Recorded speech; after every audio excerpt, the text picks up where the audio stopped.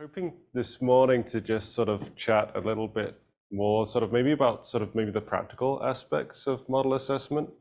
And so I put these slides up on RPubs, but you should be able to access the QMD file and the associated code within the GitHub.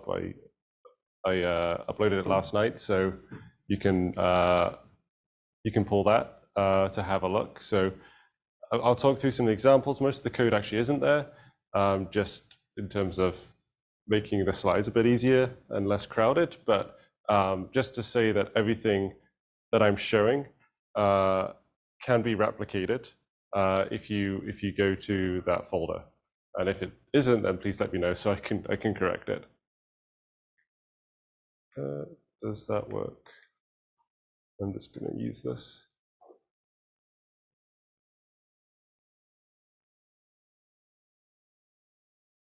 Do you see the mouse on there?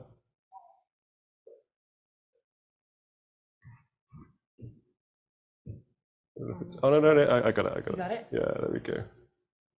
Oh, mine is coming. Yeah. Is the clicker? Oh no, it is. Okay. You just got to. Want you to get your exercise. you just got to press it. That's the secret. Okay.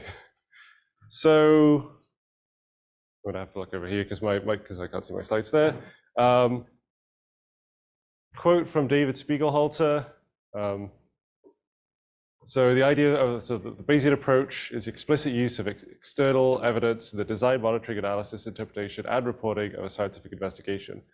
I kind of love everything that David Spiegelhalter says, to be honest, but like if this in particular, thinking about, as you're going through the Bayesian models this week,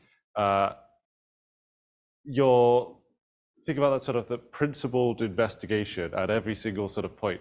So going from how you're incorporating data into the design, into the monitoring, analysis, interpretation, and reporting. So, what we're thinking about right now is how do we, once we have a model and once we are satisfied with the diagnostics from the sample. So I'm not going to be talking today about anything related to, checking that your chains have converged, making sure that you have adequate MCMC sample. You're at that point now.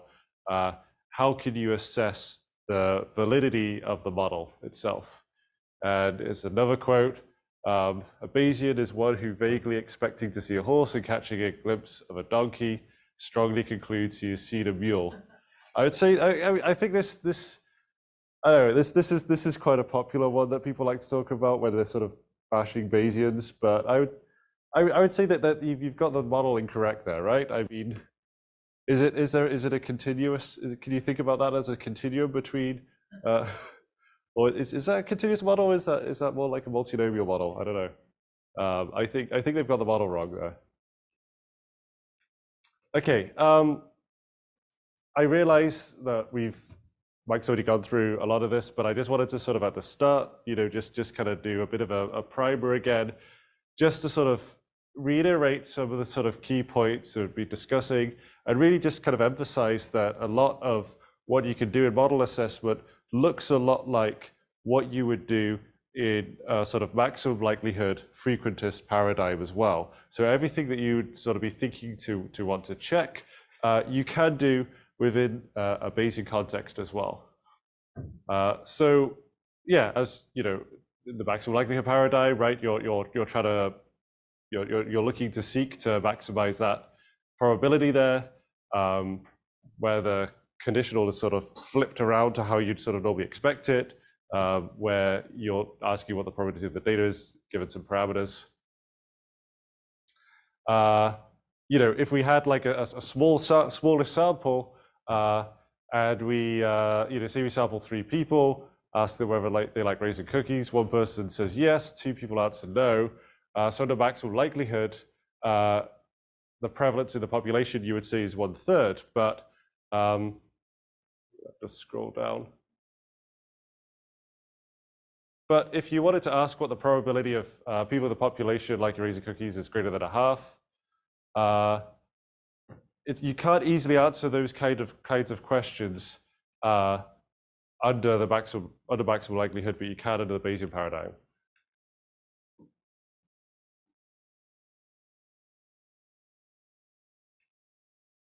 Okay, so maybe I'll just kind of skip over some of these because I think I'm reiterating a lot of what's already been discussed. But as we're sort of saying before, one way to think about this, you can think about the posterior, or at least in terms of its log. Logs are obviously sort of easier to work with generally. And typically when you're within STAD or JAGs, it'll be using log probabilities everywhere, because these probabilities end up being absolutely tiny, and so you run into sort of machine problems where your precision is not enough to be able to capture how small the number is. But if you sort of split out the sort of Bayes theorem into its logs, then you see that it's just you're just sort of summing over between the likelihood and the prior, and then there's just this sort of interplay then between the prior and the likelihood, resulting in the posterior. Anyway, as I say, I'll just kind of skip over that because I think we've already sort of have that sort of fairly well established already. Okay. So I'm going to run through a couple of examples. As I say, I wanted this to be slightly more kind of practical session in terms of let's look at a couple of example models and think about whether we have a model which is adequately capturing the data generating process. So actually, one thing I'll go back and just talk about in terms of sort of casting a Bayesian model in general, what you're trying to think about is your overall data generating process. So you're thinking about what model has produced the underlying process, your unobserved prevalence in the population, say, and then you're thinking about the process on top of that, whereby you have somehow sampled your population, sampled and collected your data. You're incorporating all of that aspect into your full model. So you're capturing something about the data model, and you're capturing something about the process model. If you do this adequately and you sample from the posterior, you should be able to. And I took the samples from the posterior, and I took your data. You should not be able to determine which was your data and which are samples from your posterior if your data generating process is adequate. Because if you sort of captured it well, right, then what you're generating from your posterior should look very much like your data, and if it doesn't, then that is hinting at potentially you haven't fully fleshed out what that data generating process is. And so when we're going to go through some of these examples, you're really trying to sort of assess all those sort of hypotheses for, well, what if I transform my data in this way? What if I looked at this particular output and I compared the data and I compared my samples from my posterior? If they all look pretty much the same, then you can be fairly well satisfied that you have captured that data generating process well. If they don't, then that hints at places within your model where it hasn't been properly captured. Okay, so this is quite a classic example. This is the Bangladesh well switching problem, well switching study, I should say. Sorry. And so this is a particular region in Bangladesh. They have natural occurring arsenic in groundwater, and some sampling was conducted. So on the left-hand side there, you can see the concentration of arsenic in the groundwater, and then on the right-hand side is essentially a sort of a map of the population, which sort of showing where the sort of population sort of villages locations are. And you can see that there's a large overlap there between high concentrations of arsenic in the groundwater and locations of the wells. And so this study went out and sampled a particular number of wells. They assessed the arsenic concentration in each of them.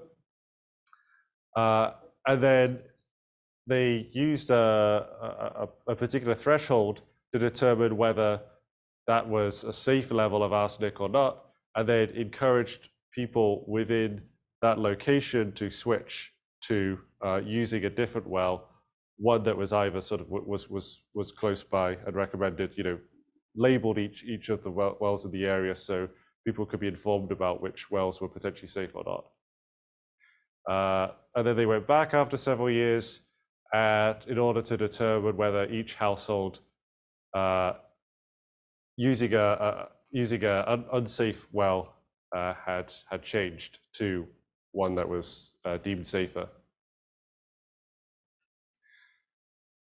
Okay, so yeah, first things, just thinking about what the data generating process looks like. So we have these collection of wells. That's going to be our sort of rows in our data, and then we're thinking about what is the outcome that we're trying to measure. The outcome is whether that population is switched using a particular well or not. So binary dichotomous outcome. And then in terms of what we can look at in terms of our predictors, we look at what's been measured. Say, for example, distance to the closest safe well was something that obviously the study authors thought would be a strong indicator as to whether you would switch to a new well or not. Obviously, if it's close by, if it's more convenient, then you would likely switch.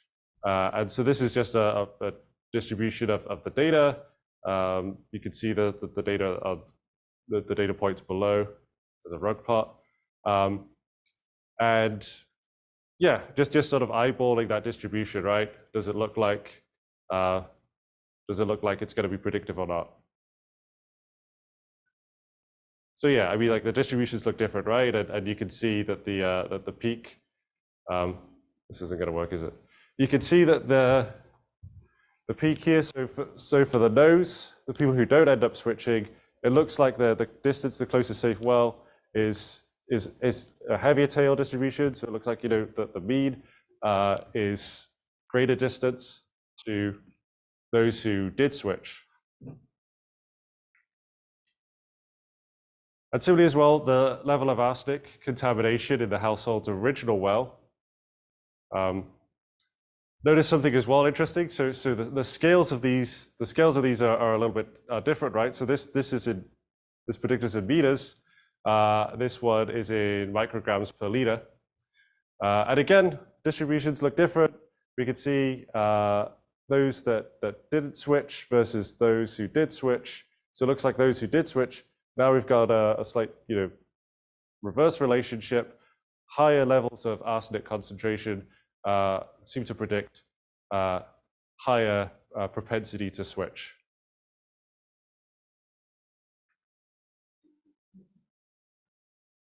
And then also just looking at education in years of the head of the household as well. So looking at the distribution there, potentially looks like there's maybe again some kind of relationship going on between education in years and whether that household switched or not.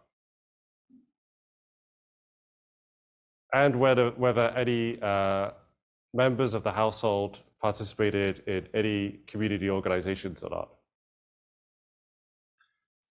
Okay, so if you're thinking about a potential first model here, based upon the study, based upon sort of the patterns we've observed, and just some prior understanding what might be the first model that you'd throw at this, the first pass. I've kind of given it away up there, haven't I? But yeah, so looking at that, it looked like the continuous predictors that we had, they look, you know, you could see that there was a bit of a distribution there. I can certainly sort of see a strong explanation as to why, if you had a safe well close by, you'd probably use it. And if there are higher levels of arsenic concentration that have been labeled on the well site, you would probably try not to use that well site. Education and whether you participate in a community organization or not, you know, you maybe sort of spend some time drawing out a DAG, trying to sort of think about what that relationship is. But you know, whether that's sort of mediating some other effect or not, you know, in terms of whether the sort of switch education maybe implies sort of more affluence, maybe sort of implies that they have greater means to be able to sort of use a well at a further distance. But you know, certainly the sort of connection and just trying to sort of think about causally what's going on, I think it sounds a little bit more diffuse. So I would, you know, looking at the study, looking at the data, you might think, okay, we definitely want to include distance to the safe well site, and we want to include arsenic concentration in there. And so then you can think about creating a model a bit like this. And what I've done is to just go to Stan or go somewhere else. I just had a look how to sort of set up some priors, and I've just thrown those priors in. So for the priors, I'm using the same normal prior on both distance coefficient, arsenic coefficient. That's getting cast into the likelihood, which is an inverse logit, which is then producing this dichotomous outcome of whether you switch or not. I don't know anything about these two, so I've decided to choose. This is an inverse logit space, a mean 0, and a standard deviation 10. Is this reasonable or not?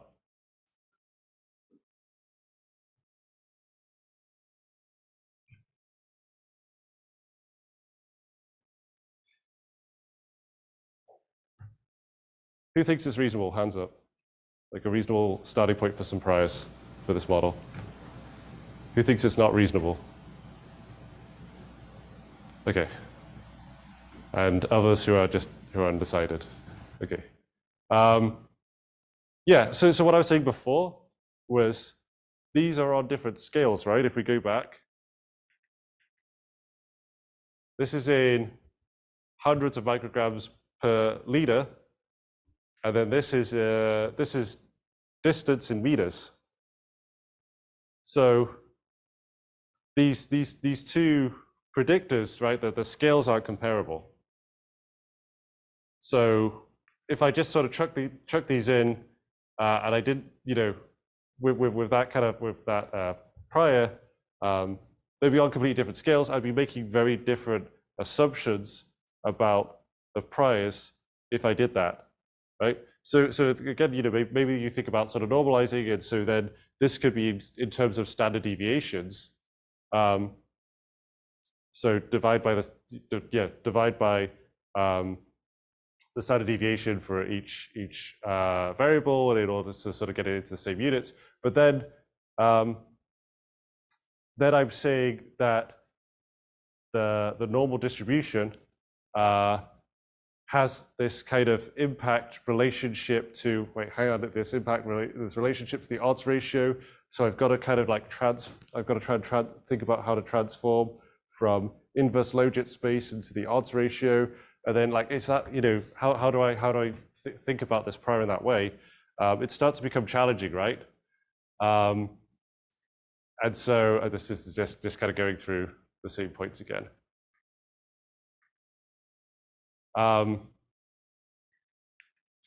So yeah, as I say, it starts to become challenging to think about it. So one way that you could try and approach this is to think about what that data generating process would look like if we haven't observed the data. So I just take the left-hand side of that model, and I think about, if I generated my parameters from my priors, how would the data end up looking? And those relationships between the outcome and each coefficient reasonable based upon what my knowledge is about this system, albeit I'm not a study author of this, so it's not great, but I'm sure I could probably say something, about what the priors could be. This is just to show how that was coded up. I'm using a package called BRMS, which is based on Stan. So it transpiles this kind of R code into Stan. If you're dealing with something which looks a bit like a generalized linear model or a generalized linear mixed effects model, although random effects are kind of treated slightly differently in the Bayesian context, but if you have a model that looks a little bit like that, it's a nice package to be able to sort of prototype things, because you can just sort of incorporate in these R formulas in the same way that you can do within say GLM in a similar kind of fashion. So if you just want to sort of just get something to prototype, it could be a helpful package to do that. Okay, so the first thing that I'm going to do is to do some sanity checks of this model. And sanity checking is actually it's something that we've already sort of discussed a little bit within our groups. Say, for example, so there was one interesting bug that was found where we were looking at this population disease model where you didn't have any population demographics in it, so you're assuming there weren't any births or deaths in the population. So I could look at my posterior sample, I could look at all the different disease states. If I add all of those up, they should be constant because I'm seeing there aren't any births or deaths in the population. It turns out that it wasn't constant because I'd got one of the equations wrong, right? And so thinking about all of those, well, what is my actual system? What is it supposed to be generating? What should be constant? What shouldn't be? Should this be negative? Should this be constrained? If this is representing a correlation, can it be greater than 1 or less than -1? Going through and checking all of those, as many, and again, you're thinking about this in terms of a sort of hypothesis testing context. You're thinking about all the sort of hypotheses you can generate for your own model, and you're going through and you're checking those within your posterior.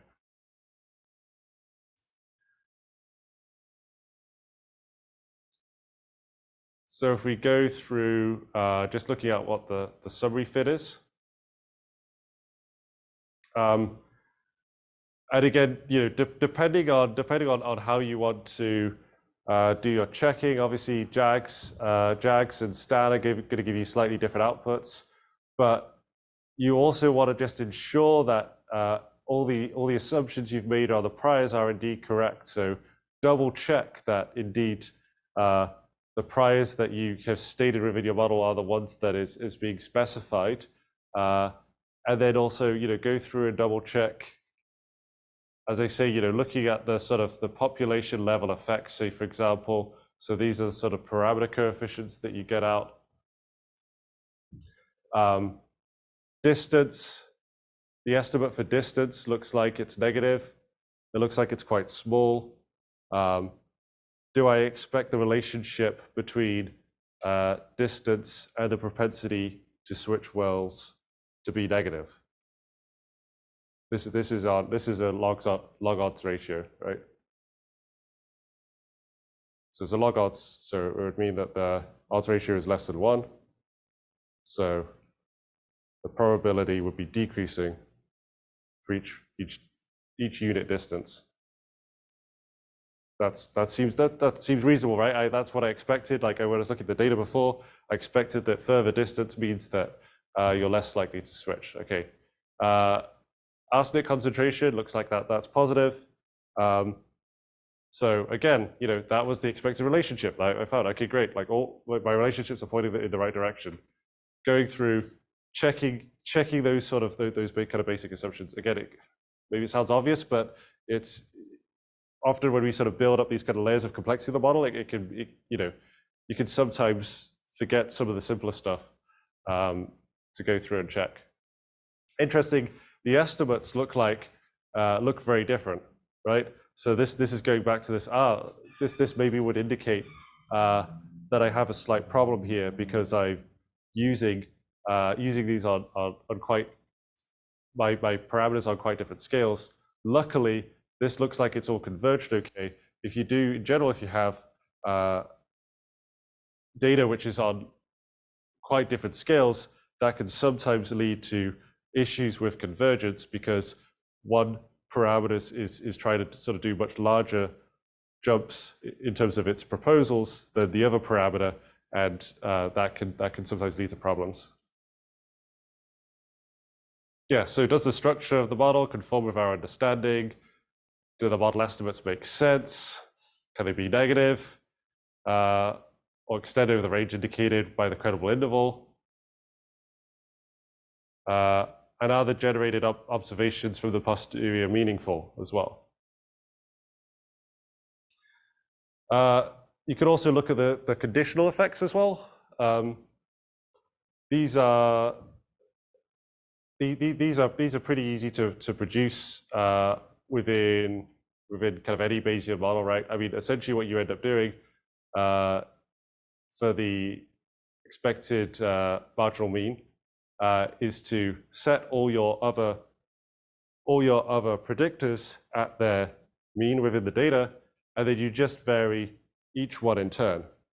Whether that's a reasonable thing to do or not depends on the model, right? But it gives you a way of being able to assess, go from that estimate that you have within your posterior and translate that out into something which is giving you a sort of a bit of a sort of more intuitive relationship between your predictor and your outcome, at least if your predictor is continuous. So here we see that the switch numeric, which is the sort of probability of switching, that looks like it's sort of generally decreasing. Does that relationship look reasonable enough? Does that relationship look reasonable or not? Maybe. As I say, I wasn't one of the study authors, but based on my understanding, that I think that would be a reasonable relationship to look at. And similarly as well, for concentrations of arsenic, it looks like we're sort of saturating at the higher levels.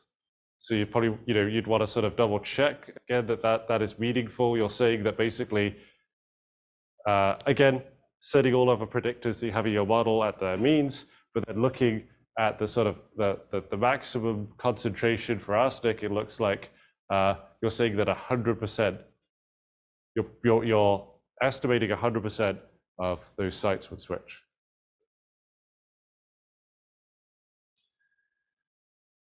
Okay, so what you might want to then consider as well is what is the influence of my priors, and have my priors been well specified in the context of any other external evidence and my understanding of the system. You can always write down something which is not an uninformative prior. I don't think you'd ever be in a situation where you have no information, even if it's a context of, I know, say for example, that there's this relationship between switching wells and distance, and I expect that the change in the odds is going to be on the order of magnitude of, say, tens of meters. Because if people are walking to a new well site, then tens of meters is a range over which, kind of humans inhabit.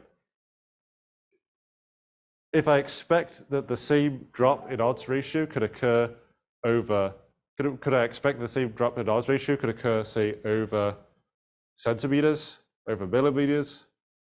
Is that like micrometers?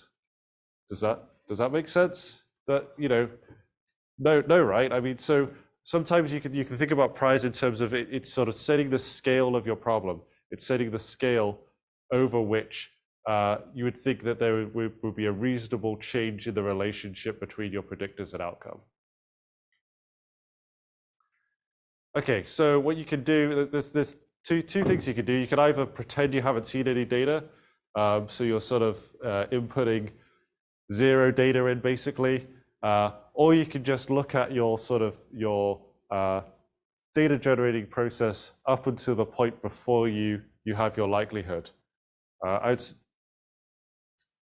say make sure that you do this, and you can look up, for Jags and Stan, how to get the sort of prior predictive check out, which is producing the predictive distribution just from the priors.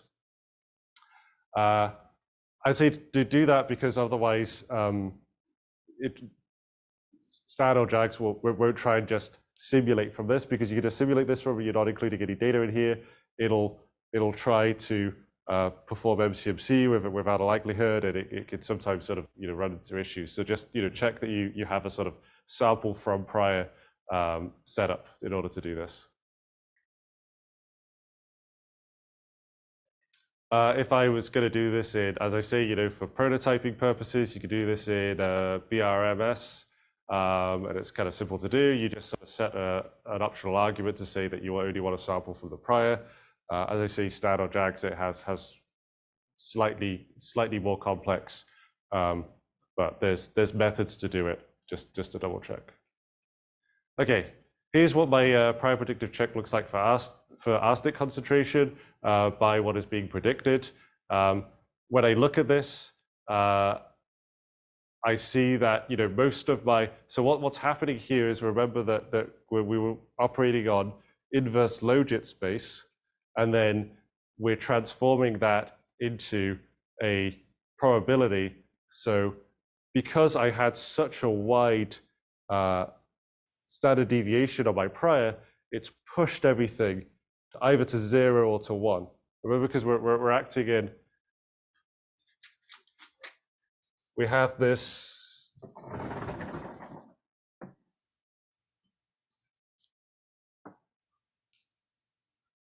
kind of sigmoidal function that where our sort of our prior is, and then that's just, if our prior is wide enough, all of the mass is saying it's really close to 0, or it's all the way up close to 1. So that doesn't look good, right? Because again, we're saying that when we look at the data, it doesn't look like everyone switched or nobody switched. Again, that's just maybe slightly the wrong approach, because you shouldn't really be looking at your data before doing this kind of approach. But I'm going to assume that I know enough about the study that I assume that not everyone is going to switch. Most likely, right? You'd expect this to be kind of somewhere in the middle, and so you'd want to sort of reconstruct that. It also looks like that the relationship over time as well is fairly constrained, and again, that's probably due to that prior I picked. So maybe I want to think about changing the scale of the predictor, so that I say normalize it, for example. Then they're sort of working over the same scale, and probably then 10 would be a very uninformative prior. Interestingly, it's not uninformative, because it then ends up sort of, as I say, pushing all of the mass to 0 to 1. And so very often you end up in these situations where you think, like, I want to I would just want something that's informative. But because you have these nonlinear relationships in there, it actually induces quite a lot of information through that transformation. But the prior predictive check is a way to be able to practically assess whether that is happening or not. And then we look at the prior predictive check for distance as well, and it looks like we kind of have the opposite problem, where we have this sort of really sharp relationship happening. So I've set this at the scale of this over the study of the sort of different sort of well switching sites. And again, if I didn't know very much, I would assume that firstly, I would assume that the relationship is probably going to be negative, right? But because I've been uninformative, it's 0. So I'm also saying that you could have these other relationships as well, which are starting at 0 and increasing. So I'm saying that if the well is further away, then there's a higher probability that you would switch.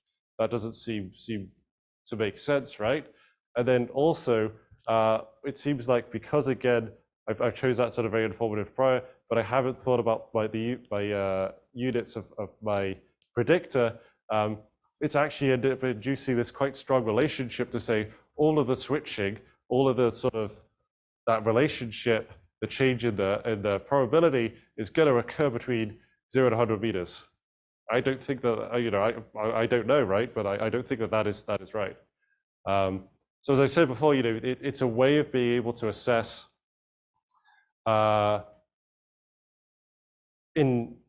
just do that kind of sanity checking for your priors, rather than having to sort of go through the model and think about how all those nonlinear transformations end up sort of inducing from a normal distribution in terms of like what the final distribution looks like.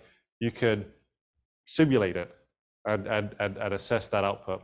And then you could also look at the sort of the general outcome as well. So we're looking at here, this is the prior. Actually, here I'm plotting out the data as well, which again is I shouldn't really be doing. I should only be assessing the prior at this point. But it looks like, sort of saying it's sort of in terms of the data that I expect, I'm saying that it would look like these kinds of relationships. I'm probably this is a continuous point, right? That's a continuous scale, but it should be 0 for not switching, 1 for yes switching. And you can see that it's entertaining possible relationships overall between what the probability of switching or not switching is. I would say that this described as it's similar to an idea of checking over your shoulder before merging. It's one of those where everyone kind of says to do it. Sometimes people don't do it and it's fine, but occasionally it is really necessary.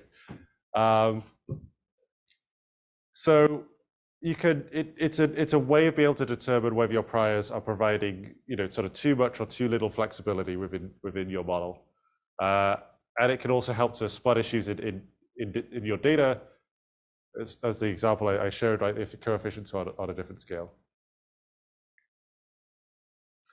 Okay, if you want to do a similar kind of assessment for a linear model, I'm just thinking about a very simple linear regression here.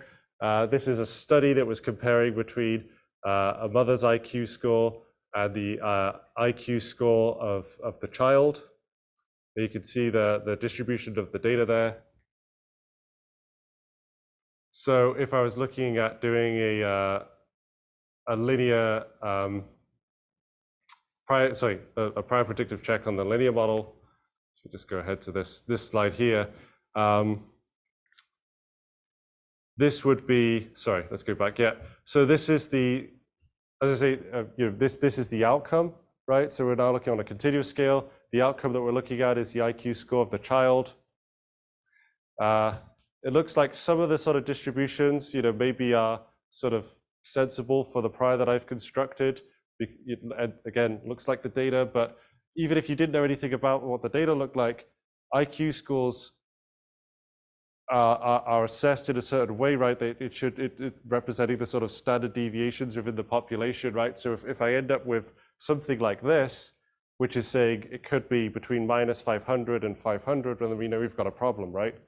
Even before looking at the data, just from knowing something about what the outcome is. And similarly as well, then for the prior predictive check in a similar way to what we saw yesterday in terms of looking at the posterior, we can look at this for the prior as well. And we can see all the different relationships that we're entertaining as possibilities, including ones that, you know, start with a child IQ score close to 500 when the mother's IQ score is around 80.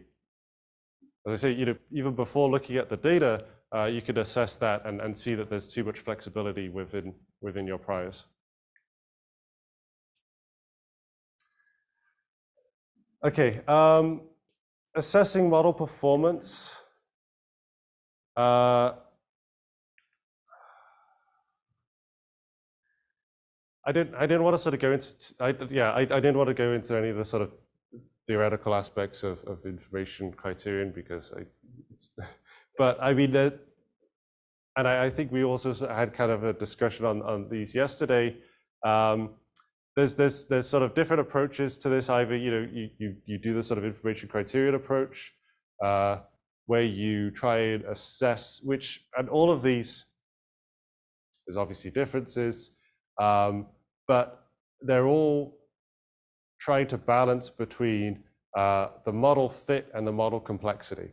So in a similar way to, say, within, if you're generating say a GLM, and you're comparing between the number of predictors you're adding to the model, and then you're using the difference in the AIC in order to assess that balance between model fit and model complexity.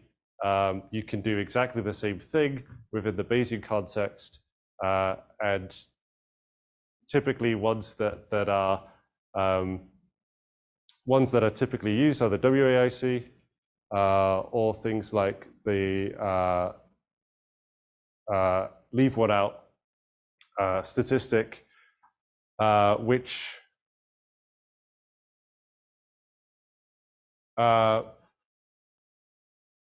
gonna speak about in a moment, basically. Or you could think again about, you know, sort of doing a cross-validation approach, being mindful of the fact that as you sort of increase your computational complexity, so then if you're going to have to sort of generate posteriors for each of these sort of folds, you're going to start to sort of run into more and more computational constraints. But one of the nice things that you can do is to, again, there's some sort of mathematical trickery in order to be able to assess what a estimated leave one out cross-validated posterior predictive density would look like just from using the posterior alone. And I mean, to just think about why that's possible, typically when you have, again, if you're thinking about like the log,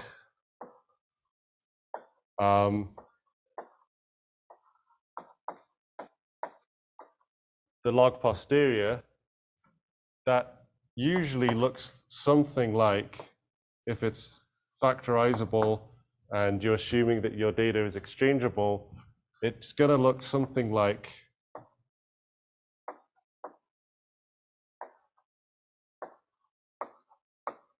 some function of a data point xi,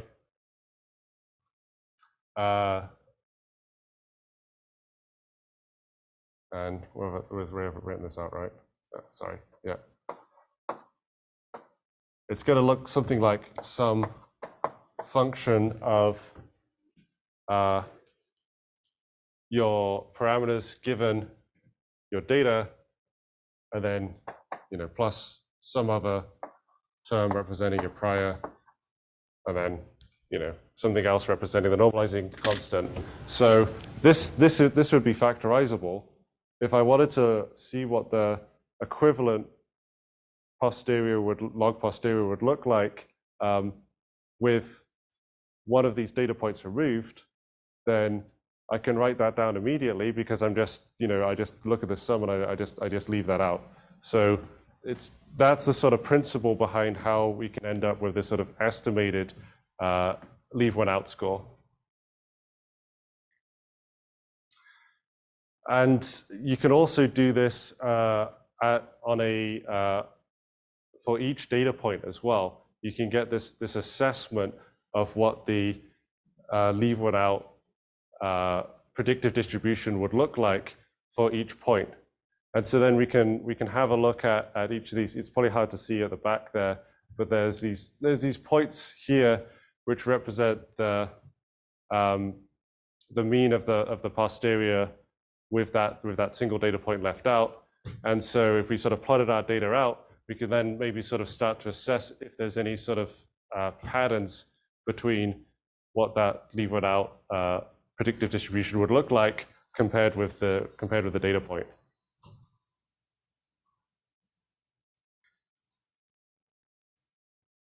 And we could also then think about doing this. So in particular, when we think about sort of forecasting for time series, does it make sense to do a leave one out cross-validation when we expect that we're trying to assess the model accuracy in order to make forecasts into the future?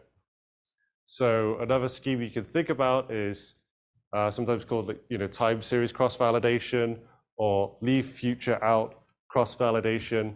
But essentially to try and sort of, this is thinking about how you're collecting your data and trying to basically mimic that kind of approach within your cross-validation scheme. So we're thinking about, well, we have this start of an epidemic. We're going to have some data up to a certain time point, and then we're going to try and say forecast 2 weeks ahead. So if that is your modeling type, if that is your forecasting task, then that's how you want to think about setting up your cross-validation scheme, because it's then going to be an experiment that is trying to mimic your data collecting process and your model forecasting process. And you could use this either to assess model performance, or you can use this to compare between two competing models. Say I've added in a new predictor, I want to be able to assess the predictive performance of adding in that new predictor. And I can compare between these two models using this cross-validation scheme.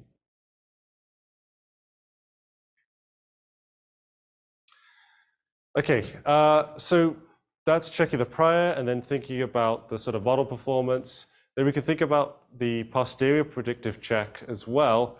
So again, going back to the well switching example, at the top is the sort of schematic describing the model that we have with the sort of priors and the likelihood output. The posterior combining information from the prior and from the likelihood.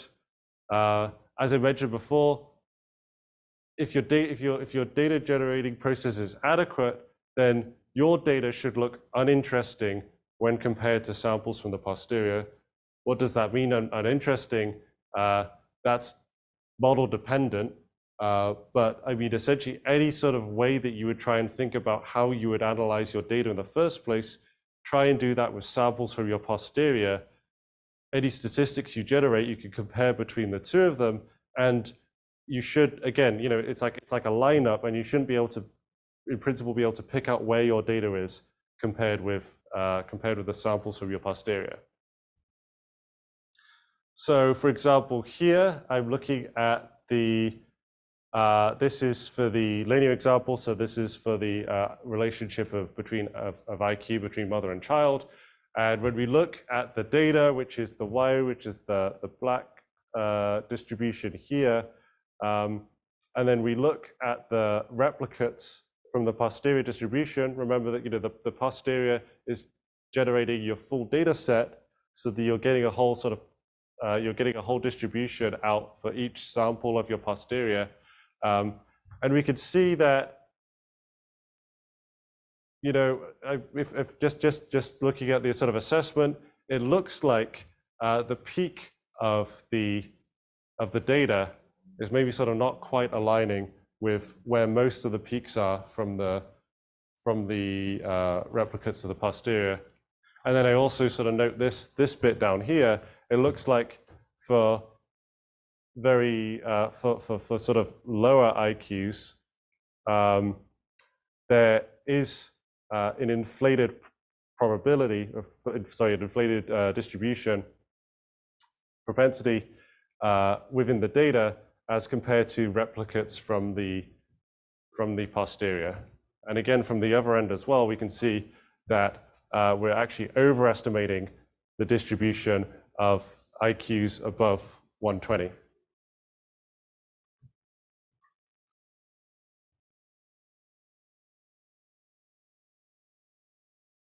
And similarly, you could, as I say, you could kind of any kind of relationship that you want to get between the data and the outcome, you could get for each replicate from your posterior. I think we sort of had a look at some of these sort of examples yet from yesterday of trying to think about what the correlations, what the covariance structure might look like between sort of assessing between two different points. You might want to sort of assess, where all those lines go through, whether that sort of that viewpoint is sort of characteristic of where the data is.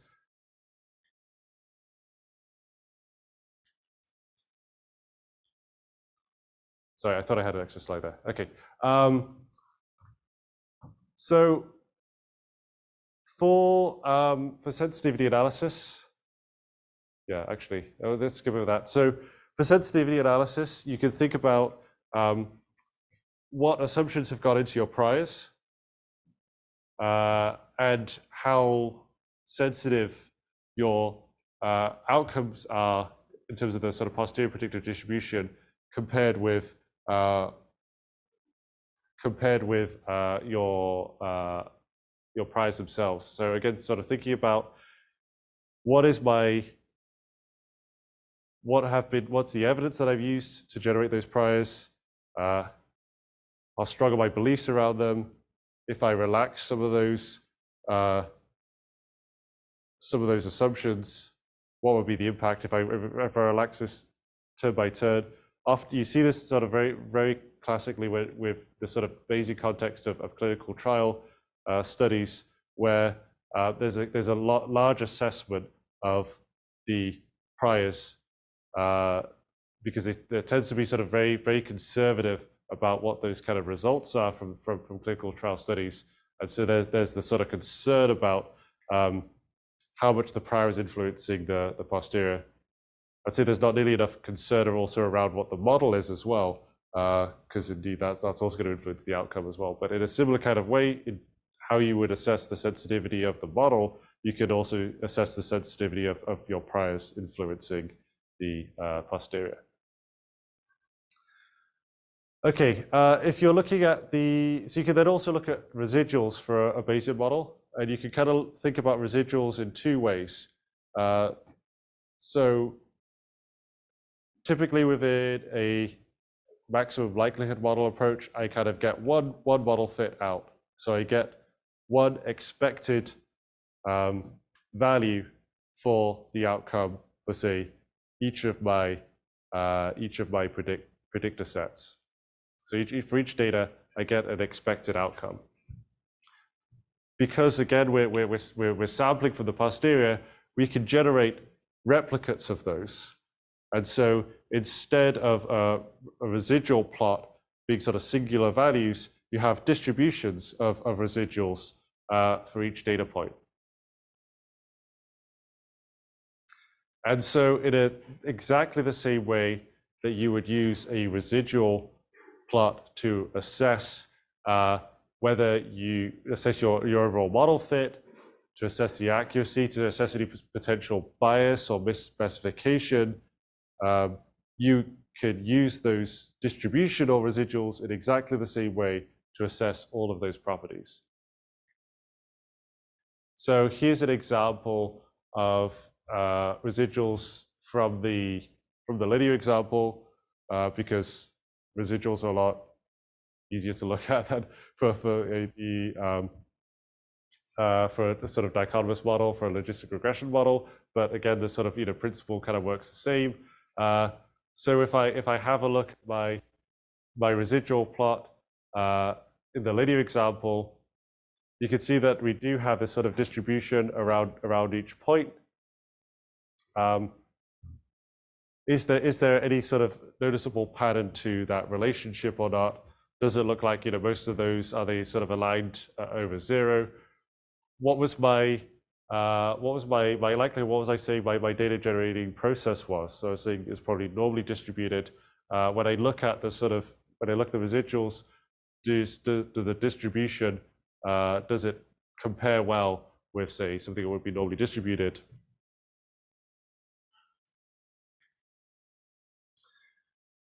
And similarly, you can also then also look at the sort of percentiles of that to generate a QQ plot. And again, you'll assess the QQ plot in exactly the same way that you would for a standard frequentist model, where you're looking at the sort of the theoretical percentiles to the sort of sampled percentiles. And if your assumptions are correct, then you expect that to align. This was a final point.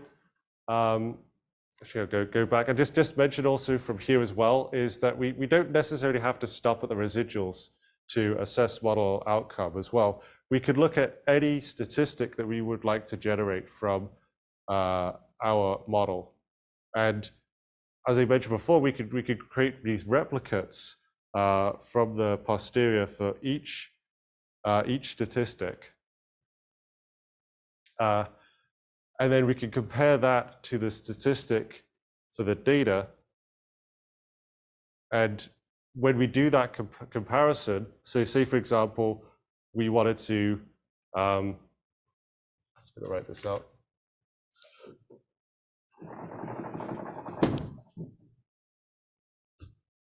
So if I write here, can people see? More or less? Oh, okay. So y rep are going to be replicates from our posterior, right?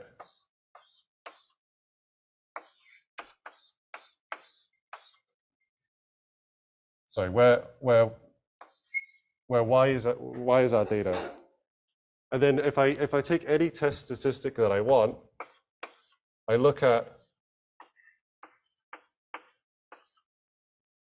what that statistic looks like for a replicate of the posterior, and then I compare that. Say I compared just by asking whether this is greater than the statistic of the data. Then I can,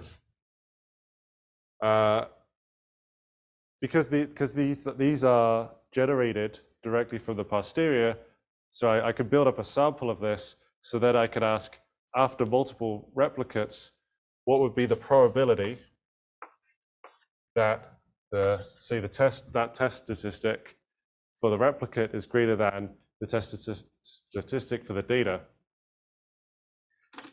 Again, with that assumption that in a lineup of our sort of candidates of our data from a posterior and our actual data, we shouldn't be able to pick them apart. And so this probability should look close to 0.5. It should be sort of between, you know, if it's 0 or 1, then we know that there's, we would be able to tell our data apart from our posterior predictive distributions. Okay.